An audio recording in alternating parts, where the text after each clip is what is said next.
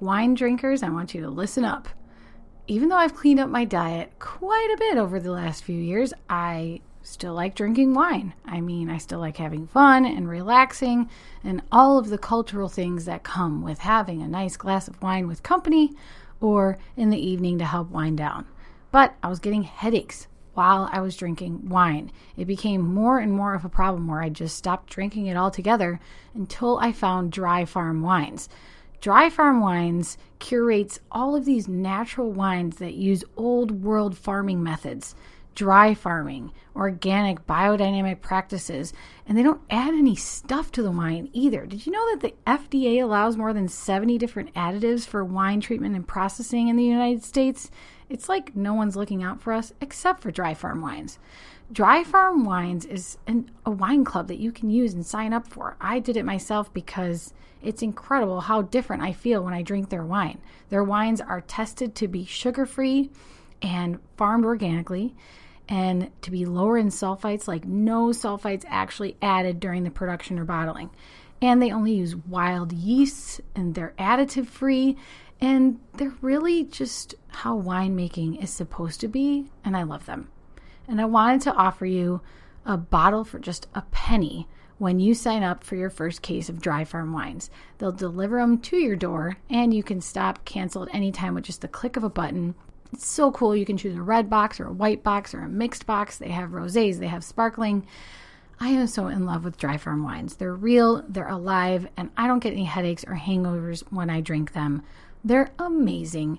So go ahead and head over to dryfarmwines.com/FOW podcast to claim your penny bottle. Again, that's dryfarmwines.com/FOW podcast. The FOW stands for Foundation of Wellness. And if you want to learn even more about Dry Farm Wines, besides on their awesome website, you can listen to our podcast interview with their founder. It's episode number 60 with Todd White. He goes through all sorts of wine industry lies and tells us about this whole field of winemaking called natural wines. You can learn about it there, and I'll see you on the next show. Bye.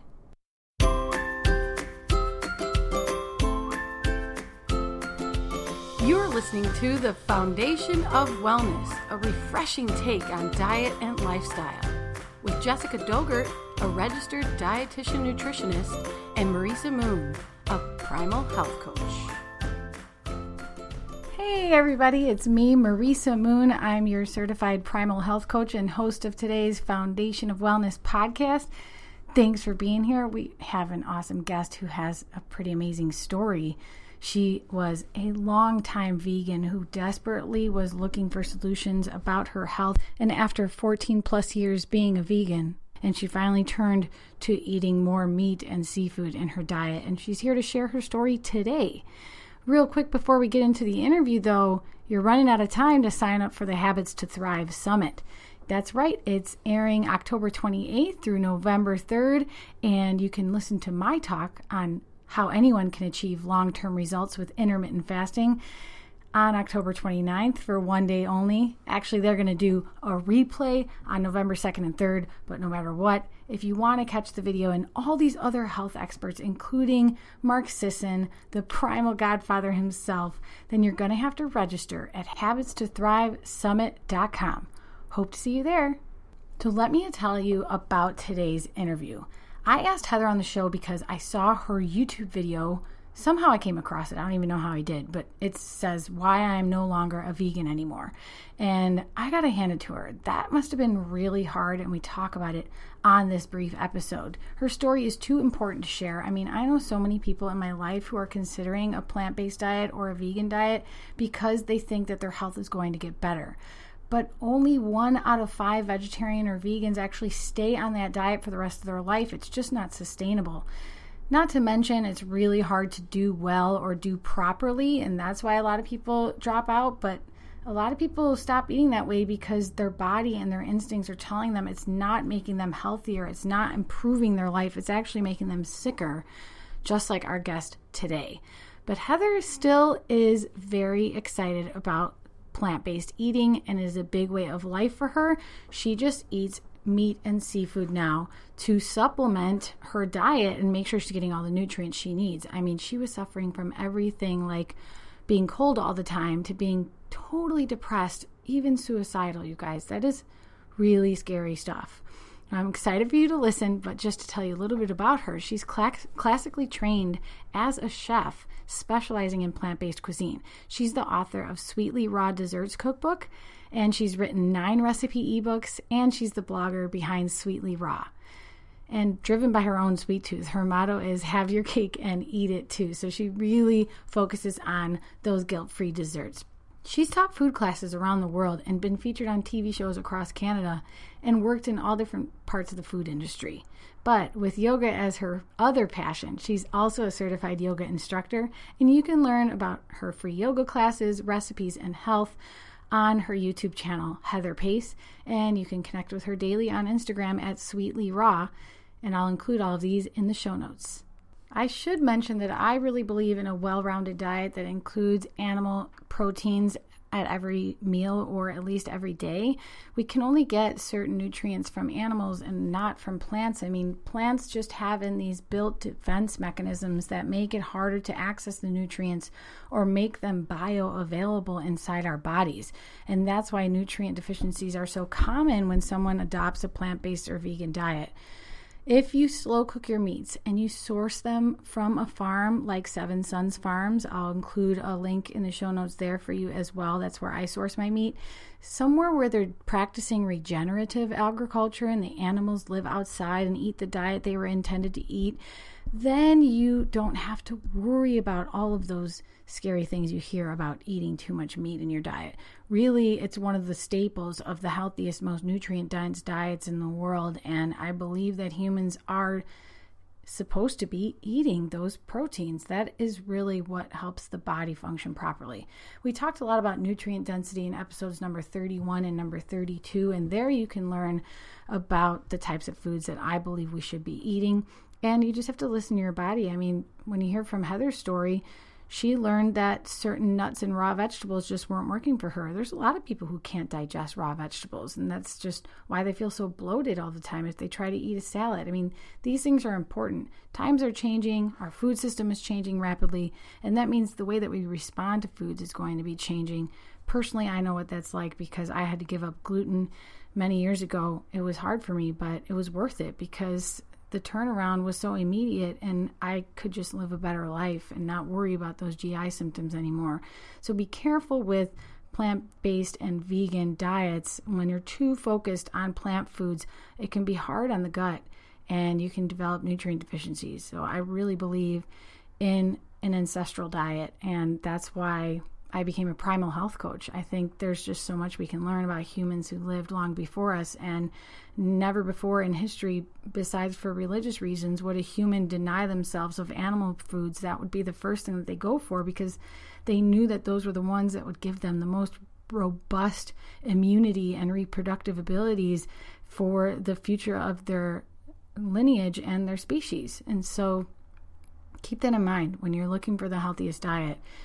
It's confusing out there, but trust your instincts. Humans are meant to be eating meat and seafood. It's just a matter of the source and the preparation that makes it healthy for you. I hope you enjoyed this episode. Here we go. Welcome to the show, Heather. I'm so happy to have you today on the Foundation of Wellness. Oh, thanks so much for having me, Marissa. Yeah, you're welcome. I told you after I saw that YouTube video, I was impressed and I really felt for you, and I just started posting it on my Instagram stories, and I reached out to you, I think in Messenger, or maybe you replied because I tagged you in the stories, and I was pleased that you were open to sharing your story, and that's how this interview came to place. So thank you so much. Yeah, I'm so excited to share and be here today in hopes that it can help someone, just like we were talking about. Yeah, I'm sure you can. We all know someone who's considering going vegan, or we ourselves have considered going vegan. And I know that you still really support the vegan community because of the work that you do. And we're definitely going to send everyone to your amazing vegan dessert blog because I think there's just so much there to savor. I love vegan desserts myself. But I'd love for you to just start from the beginning. I mean, how long have you been a vegan, and what was the journey like before you noticed that your diet might have something to do with it? Well, my journey began when I was really young at the age of 14 when my mom gave me the book Fit for Life to read. Now, that was a really popular book in the like 70s, 80s. It was all about food combining, natural hygiene, eating a more whole food, plant-based diet. They were talking about juicing and incorporating smoothies, and they were talking about the problem with consuming so much meat and dairy. And I just totally resonated with the book. I thought, this makes a lot of sense. And I basically became vegan overnight.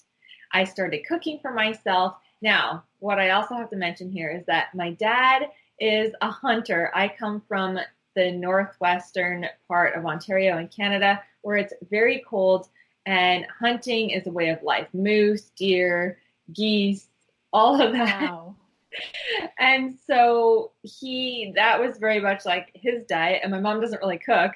So this is when I started to cook for myself, and I fell in love with cooking, which obviously took me down that path towards becoming a chef. But just to keep it back in those days, those early days, I started to make my food, and I was really strongly convicted that this was the way to be. You're only 14. Like, how were you so passionate about it? Like, how did this become a part of your identity at such a young age? I don't know. And it's funny because to this day, we don't know why my mom gave me that book to read either. I feel it was destiny. Like I was meant to walk this path, because Yeah. that book, it was just like my Bible for a little while. So I started food combining. I started paying attention to the digestive times of foods. And it actually became a little bit of an orthorexic situation for me. So, Which is, can you explain for our listeners what orthorexia is? so that is when you want to eat very pure all the time, and you get really anxious if something is outside of that realm of particular foods, and you want to be clean, and it's a big mind game, basically. It's like an obsession with being perfect with your diet, right? It is a total obsession. Okay. And so that was a little bit of a problem right there. And quickly into the diet, I experienced a lot of negative health symptoms. So I lost weight, and I was never overweight to begin with. I was a very fit, active, young teenager. So I lost weight and lost muscle mass, became quite weak. I had brain fog. I was tired all the time. I was cold, freezing cold all the time. Even as a teenager still, or are you talking about later in life? Oh, no, I'm talking about when I was 14. Yeah. Wow. Within a year. So by the time I was 15, I Oh my was gosh. all of these symptoms. Yes, right away. And yet I forged on. I was really pale. People were worried about me. People thought that I was anorexic, eating a lot of food. But my mom took me to the doctor. She thought, okay, we need to go get some blood tests. So we went, got the blood tests. Everything came back normal. And in hindsight, I realized that it's because there probably wasn't significant time for my numbers to really drop, with iron and B12 and things like that. So I was so even though people from the outside were like, oh my God, like what the heck is happening to you? You don't look well. I was like, well, see, I'm fine. My blood is showing normal. This is great. I'm going to continue. And my hunter father was like, you need a steak, Of course. So I carried on, and things kind of went downhill from there. But I carried for 13 years. Well, you made a whole business out of it. I mean, even after high school, were you blogging already at that point? No. So when I was 16, I discovered raw foods, the raw food diet, and I thought that was the coolest thing ever. And I discovered it in Winnipeg, Manitoba, which is nicknamed Winterpeg because it is so snowy and cold in the wintertime. So here we are in the Great White North, and I'm discovering a raw diet. I mean, people should not be consuming a raw diet in the Great White North. Mm-mm. It's Right. killing for the body. And so my new goal in life was to become a raw foodist. So I started incorporating a lot of raw food in. I was doing as much research as I can, but this was over 20 years ago. So, raw food wasn't as common as it is now, and blogging wasn't really a thing. There was like one raw food blog at the time. That was Shazzy from England. And I followed all her stuff and I thought, oh my gosh, I want to be just like her. So, I dabbled in that, but of course I wasn't exclusively raw. I was still vegan. And then I went to a raw food retreat when I was 18. And so that was a month-long thing in California. And this is when I had my first introduction to being fully raw for that month. And I came back feeling like, oh my gosh, this is the coolest thing ever. I'm going to continue. Well, California versus snowy white Canada is very different. So all of a sudden my body was craving, cooked, heat, warming foods, and yet trying to force it to be raw. And I mean, that caused a lot of problems. That caused me to go against, my innate wisdom, and I started binging on raw foods and some unhealthy things like nut butters and things like that, So it really wasn't healthy. So there were many aspects of disordered eating throughout the journey. I mean, it was just really not healthy in looking back. But again, I carried on. I went to culinary school when I was 19, and, I was vegan, and they had never seen that before in culinary. No. The chefs were kind of like, what? So I basically this sounds a little bit gross, but either like taste and spit out the food or get my classmates to taste my food, anything that wasn't wow. Yeah. And I went on to work in various aspects of the food industry. I got so much experience, like you name it, cafes, bakeries. I worked at a camp kitchen in the middle of nowhere where I was flown in by helicopter to cook for cool. Yeah, to cook for bush firefighters. Nice. I mean, you name it, like I have done it. Amazing. I started my my blog to capture my raw food journey, my early 20s. So then I circled back around to being totally raw.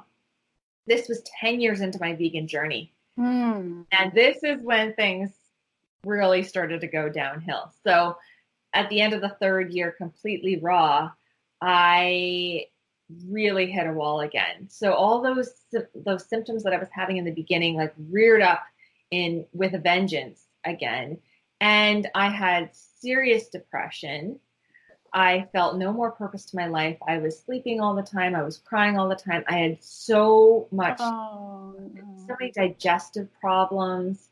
Like I had what? Like gas, bloating, which was something that had kind of carried through, but now it was like I was just in pain all the time, and I had terrible constipation, and it was a nightmare. Like I just felt awful. And headaches. Then I got to a point right near the end before I made changes where I was having headaches very regularly, in fact, daily. And then at one point my skin broke out. And again, this was at the very end. And it just was not a good situation. Then I got really skinny again, really weak again, unmotivated. I mean, I got to the point, Marissa, where I was suicidal. I was yeah. So when you say depression, you really mean like you were in a dark place for a long time, feeling very hopeless. That's right. Yes. Were you living alone, or? At that point, I had moved back home. I was living with my parents, and my mom was, such a great support to me, would try and get me out to do food photography, and she would do Reiki on my abdomen because I was in such pain. And, it was rough. I didn't want to hang out with my friends. No. I had just ended a relationship and I just felt really isolated and alone. And that's when a friend of mine who is a medical intuitive and she's a homeopathic doctor, she stepped in and said, Heather, if you don't make some serious changes, we're going to lose you. And at that point, I was desperate and I knew that something needed to change. And so I said, okay, I'm ready. Let's do it. And so she put me on a very strict protocol of eating meat again and animal products again. Wow. So yes, in fact, she wanted me eating meat twice a day in the beginning, cooked in a cast iron pan to absorb extra iron. So, and just to back up, she had told me to go and get blood tests from the medical doctor. Yeah. Just to see where my numbers were at, and then she would treat me accordingly. So I was very, very iron deficient, B12 deficient, had low thyroid, and I'm sure there were adrenal issues and all kinds of things going on. And so, yeah, Well, what did you think when she is telling you that you have to eat meat? Like, what was that like for you? I felt like my whole world had been turned upside down because, like you said earlier, my business and my identity was wrapped around the vegan diet, the plant-based diet. And I thought, oh my gosh, what does this mean now? Am I a fraud now for having a vegan business? And, Yeah, because paint us a picture here. At that point when you were really sick, how were you generating income? Were you generating income as a vegan blogger? Yes, as a vegan blogger, I was teaching vegan classes. Literally, I have taught classes around the world. I mean, oh my gosh. I'm a yoga instructor as well, so I was teaching yoga, so that really wouldn't have had an impact on things. But yeah, I had my blogs, I had my ebooks, and all of a sudden it was like, well, no, I eat meat now. I'm no longer a vegan. And the idea of it must have grossed you out too, like just to think to start eating it. I don't know, what was that like? Yeah, it was actually quite traumatic. And the first time I ate meat, I cried. I felt so wrong in all parts of my being. But at the same time, you have to remember that because of the way I grew up and my town and my dad being a hunter, I saw things a little bit differently than most would because, he was always very respectful as a bow and arrow hunter, very respectful of nature and animals. And like I said, that is just the way of life in the North. And that's how meat really should be consumed. I know. And it's not abused. It's very different than that. So I always had that respect growing up. So I really wasn't purely an ethical vegan. And I've gotten a lot of flack for that because people say you were never a vegan, you're plant-based. And, that's true. But when I started this journey, there was no such term as plant-based. If you ate a vegan diet, you were a vegan. So there was a differentiation. And now, there is. But yeah, you did it for health reasons, and that was always your driving force, right? You wanted to be the healthiest person eating the healthiest diet. Even though you didn't feel healthy and it wasn't exactly making you feel better, you didn't connect the dots. You thought you were doing everything right and you just needed to do it better. That's right. And that's a really good point. In the raw food community, it's believed that if you're having any kind of health problems, you're not clean enough. You need to go on a juice fast, a smoothie fast, something very cleansing, even a water fast. That's what's pushed in the community. And it is hugely problematic because so many people are brainwashed into thinking, I just need to get more clean and more pure. When in fact, it was the opposite because my body was in breakdown mode. I was cleansed, eating a purely raw food diet for 3 years. Means you're clean, right? and the whole journey in itself, 13 years on a vegan diet, I don't know what I would have been cleansing from because I was doing fasts, in fact. Mm-hmm. So if you were also constipated too, right? So obviously, even though you were eating really clean, your body wasn't eliminating, and so toxins can build up in the body and cause a lot of the symptoms that you were feeling. But I'm sure before you turned to this doctor for help, you tried things to deal with your constipation in a vegan, perspective, right? Oh my goodness. Very good point. I actually got into herbal laxatives. So I was making sure that things were pushed through on a regular basis, but the bowel becomes dependent on them. Senna, which is the main ingredient in these things, is very addictive to the body. And so I got into that. And then during the raw food journey, I got into enemas and colonics. And again, I'm dependent on these things, which is a huge problem. I mean, I remember taking my enema bag, traveling, for goodness sakes, and doing this in secret in her house, in her bathroom.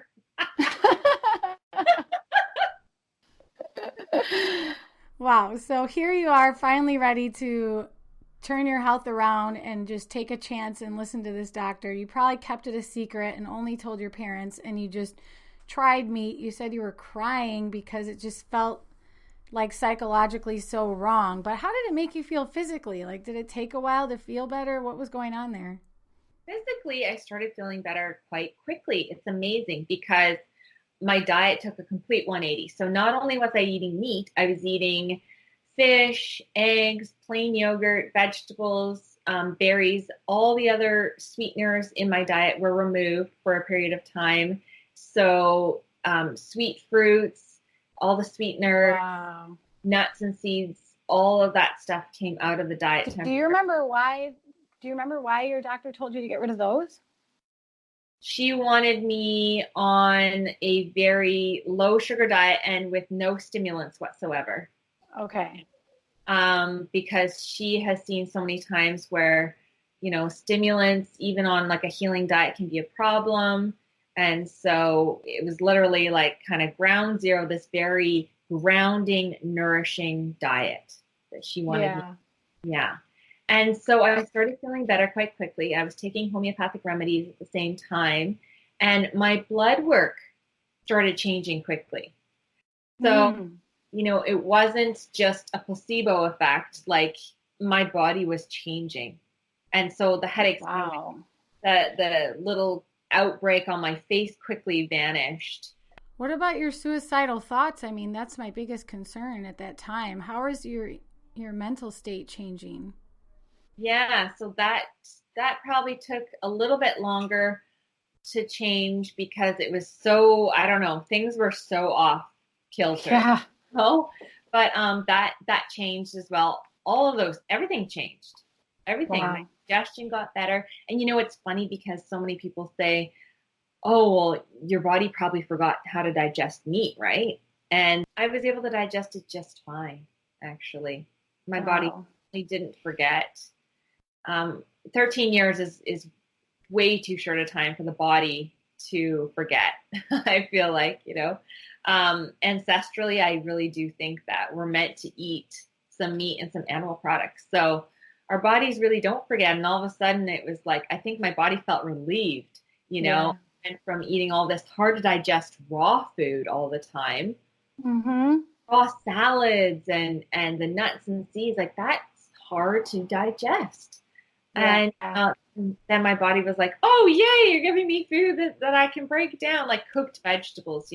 I wasn't eating that much raw food. I was eating cooked squash, vegetables, and the eggs and things that were easy for my body. So how many years ago did that healing journey start for you?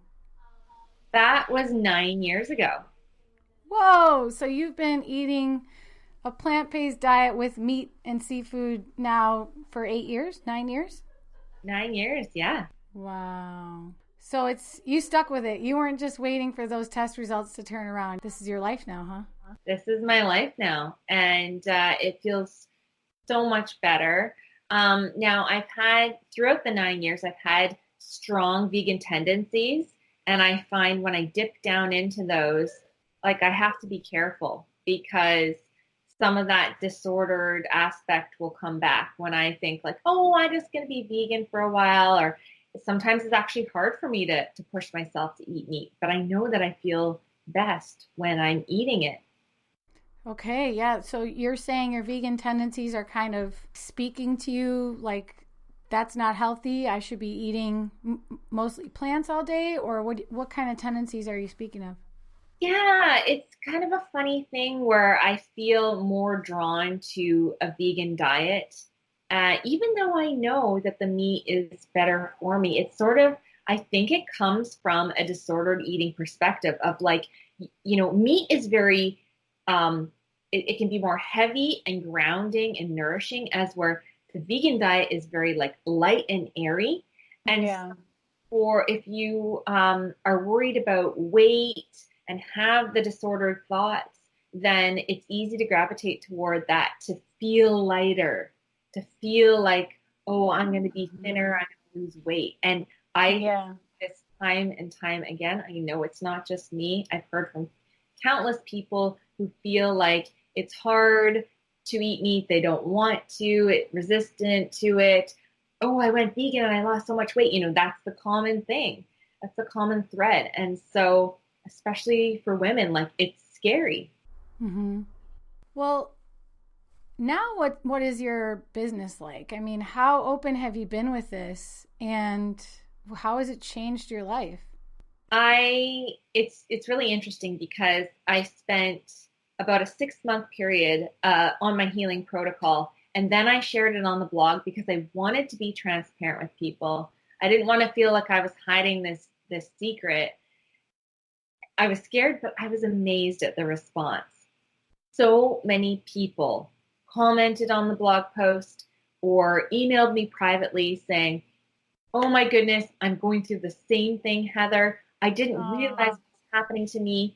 But your story is exactly the same as mine. Or things like, oh, I've been feeling like I want to or need to eat some animal products or some meat or some eggs or fish, but I feel wrong. And you've given me the permission. Your story has given me permission to start eating these again. And still to this day, I get people emailing me privately saying, I'm in the same boat. I need help. How did you start doing it again? I feel wrong. And it's really been quite profound. And so with my business, it's still very centered around my raw vegan, well, not all raw, but specifically vegan desserts and recipes. That's something that I really love to share, and that, it's something that everyone can enjoy, whether you're vegan or not, it's something for everyone. And just to show people that there are healthy treat options. And that's my biggest passion. Yeah, there's something cool about vegan desserts that I think all the whole food dieting philosophies can agree on, because so many people can't tolerate dairy. And so there's a lot of coconut milk used or cashews used to mimic like the flavors of butter and dairy and cheese and things that we love in desserts. And then there also, a lot of them are no bake, so they're easy. You can just like whip them together and you have something like fudgy or creamy that you can enjoy that's sweet. And they're made with like dried fruits or soaked nuts. And you were talking about how a lot of foods eaten on a raw diet are too hard to digest. And a cool thing about raw vegan desserts is you're usually soaking nuts, which makes them so much easier to digest and absorb the nutrients from. So that's another reason that I look to vegan desserts. I agree with you. I mean, especially if they're gluten-free or grain-free, I think that even the paleo world loves raw vegan desserts because they're soaked sprouted nuts, they're made with coconut and natural sweeteners, and then you don't feel like you're really indulging, but it still gives you that same satisfaction. Absolutely. I'm actually glad you brought that up about the soaking and sprouting, because I feel like a lot of people aren't doing that. A lot of people aren't even aware of that. And so this is the problem with raw vegan desserts and all these bars that we're seeing on the market now, because they're not being properly treated before they're turned into desserts, And so that's like a little worrisome. And same with all the nut butters and a lot of these nut, almond flour and stuff like that, they're not being soaked. So I'm not even always diligent about doing that because, it's a process of soaking, and then you've got to have the dehydrator and dehydrate them. And I like to do it in a big batch at a time, but sometimes I don't have them, or like I'll do a huge batch of almonds, for example, and then I'll keep half of them in the freezer and then half of them like at room temperature. And I always tell people, like, the more you eat them, the more that matters. If it's something you're eating every day, then that's when it's time to either pay somebody else to sprout them for you, like buy sprouted almond butter, for instance, or you got to start making it yourself and taking the extra time, because it does take time. I mean, this is the old-fashioned way. That's how our ancestors knew that these were seeds, and in order to make them nutritious, they had to treat them like seeds, which means you have to soak it and make it think it's about to sprout into a plant so that it releases all the nutrients and it breaks down its own barriers and, all of those enzyme inhibitors that make it so difficult to digest for us. Absolutely. Absolutely. So I'm really glad we're chatting about this. Awesome. Well, I'm sure that you find yourself a little torn between how much you want to encourage other plant-based dieters to explore this territory with you, but is there anything like that makes you just want to shout it out? Like if you hear someone is depressed while they're vegan or really cold all the time, like are those symptoms that you think are really alarming and that you hope that someone would consider some of the changes you've made? Oh yeah, I see signs of orthorexia quite often with people who are on a vegan diet, and it kills me. Like I can see stuff from a mile away, and the eating and all of that stuff, and so I cringe. It's hormonal issues, a lot of digestive problems, things like that, and I feel like, oh gosh, like, open your mind, but a lot of people just aren't ready. And I understand, I get it, because I walked that path and I stayed on way, way longer than I should have. It was probably harder for you because you started so young. I mean, think about all the like neural pathways you created based on that lifestyle and just how it became a part of your psychology so early. A lot of 14, 15, 16-year-olds aren't thinking that much about what they eat except just what their favorite foods are. Exactly. And I went from being an intuitive eater to being so far removed from that because I was calculating digestive times, I was combining my food, and then I had to be aware of everything that was off the table and what was on the table, make sure that it was vegan. So a lot, for a 14-year-old to deal with. Well, did you discover any food sensitivities or intolerances along the way for yourself? It's funny because I went to various naturopaths along the way because I was having digestive problems. And the only one I can remember who told me I had an intolerance was to peanuts and peanut butter. And that was one of the foods that was like one of my comfort foods on the diet. Like, I went at it with the spoon. So that I built up an intolerance to that. But it's funny because nothing else came back as an intolerance, and I don't believe it. I don't believe it. Are there things that you just stay away from now because they seem to exacerbate your gut issues? I know that I can't overdo it on the nuts. That's a big one. That's really a big one. And I can't overdo too many raw foods. In fact, I don't eat that many salads now because too many salads can be hard. Yeah. Did they make you feel stomach pains or just more like finding it like you're bloated? Yeah. Actual pains, bloating, gas. Yeah, just really uncomfortable. And I'm curious too, before we wrap up, were there any supplements and like even probiotics or anything else that was part of that healing journey for you? Yeah, so probiotics were part of that, and vitamin B12. I think that was it. We didn't do iron because that was probably part of the homeopathics, and then cooking in the iron pan and the meat and stuff. That was good. But iron pills, ooh, I know they can make you more constipated too, so that probably wouldn't have helped. and so I'm glad that wasn't part of the protocol. Well, is there anything you want to leave our listeners with when we wrap up? Thank you so much for sharing this story. I think it's really brave of you, and I know you'll have to continue to be brave in the field that you're in. It's probably comes as a surprise to people that you do eat some meat, but it seems to me like you found the perfect balance for you. Yeah, thank you so much for having me. And if there's any last thing I share on here, it's to really listen to yourself. It's so easy to be listening to what everyone else says. And right now, plant-based is so hot. But really tune in and think, like, is this serving me? And if it's not, please don't be afraid to consume some animal products again. Do it in a conscious way. I eat grass-fed, grass-finished meat. That's what we should be doing.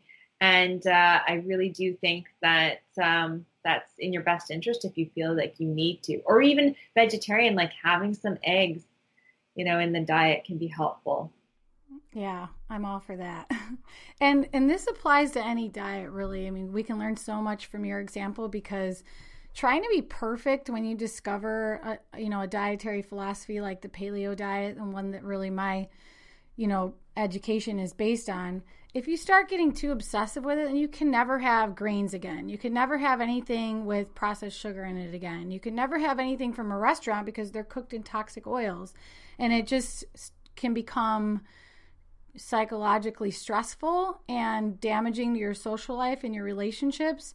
And it takes the fun out of our relationship with food. And all of us love food. I mean, it's in our human nature to just love food. So I try my best to find just what works for me and how many exceptions I can make based upon what that makes me feel like. And it sounds to me that's exactly what you've done too. Absolutely, I have. And that's really key, the social aspect. We are social creatures and we need to be able to go out and enjoy food. For example, back in the day, I was so strict, and I think, to a fault. And now I can go, I'll have my glass of wine. I can have nachos if I feel like I'm in the mood for it. And I feel no guilt, and Wow. stomach feels so much better. And, it's crazy when you just enjoy without guilt and without all that stuff in the mind. And it can be a great experience. Yeah, I agree. Totally. Awesome, Heather. Thanks for taking the time out. And it really is enlightening to hear what you've gone through. I'm so happy you're feeling better. You're vibrant and beautiful. And I see your page, Sweetly Raw, on Instagram, and you are the image of health. I mean, your physique, the yoga must be totally working for you. I'm thinking whatever you've got in place now seems to be just right. Oh, thank you so much, Marissa. I really appreciate being able to come on and share my story today in hopes that it can help someone. Yes, yes. Please share this with anyone you know, listeners, anyone that's considering a vegan diet or a raw food diet, plant-based diet, and just remind them to trust their instincts and do what feels right and makes them feel alive. So I'll hopefully talk to you again soon, Heather. Thank you. I hope so. Thank you. Bye-bye. Bye.